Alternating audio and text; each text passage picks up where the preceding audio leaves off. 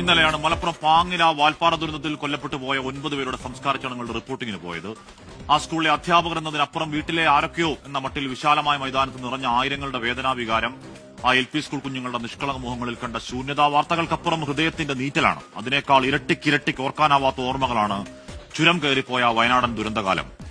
അവിടെ പരിചയപ്പെട്ടവർ വാർത്തയെടുക്കാനുള്ള സോഴ്സുകളല്ല, ഹൃദയത്തിൽ സൂക്ഷിക്കുന്നവരാണ് വിലപ്പെട്ട സൌഹൃദങ്ങൾ. എന്ത് ലക്ഷം തിരക്കാണെങ്കിലും വിഷുവിന് വീടുകാരൽ പരിപാടിക്ക് മസ്റ്റായും വരണം എന്ന് പലയാവർത്തി പറഞ്ഞൊരു കുടുംബം ദാ മിനിഞ്ഞാന്നൊരു മെസ്സേജ് അയക്കുന്നുണ്ട്. ചേട്ടാ, എന്തൊക്കെയോ പണികൾ ബാക്കിയാണ്, അടുത്ത കാലത്ത് അവിടെ കയറി താമസിക്കൽ നടക്കുമെന്ന് തോന്നുന്നില്ല. വാക്കുകളിൽ സങ്കടം, കൊടും നിരാശ.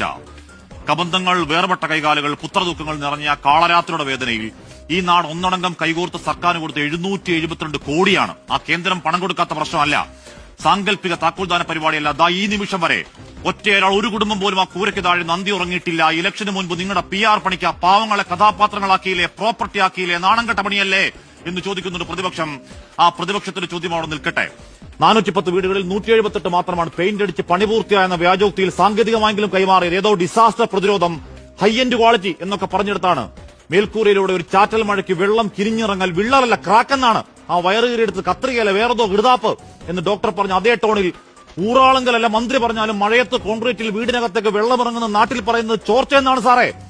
അനിയനും ചേട്ടനും അവരുടെ മക്കളുമടക്കം കുടുംബത്തെ 16 പേർ ഓർമ്മയായ ആയുഷ്കാല സമ്പാദ്യങ്ങൾ മൊത്തം ഇല്ലാതായ ഒരുത്തൻ ആ ചോർച്ച പുറത്തു പറഞ്ഞതിന് വട്ടം കൂടിയിട്ടാണ് മനുഷ്യവിരുദ്ധ വേട്ടാവളിയും കൂട്ടത്തിന് സൈബർ കൊത്തിപ്പറി.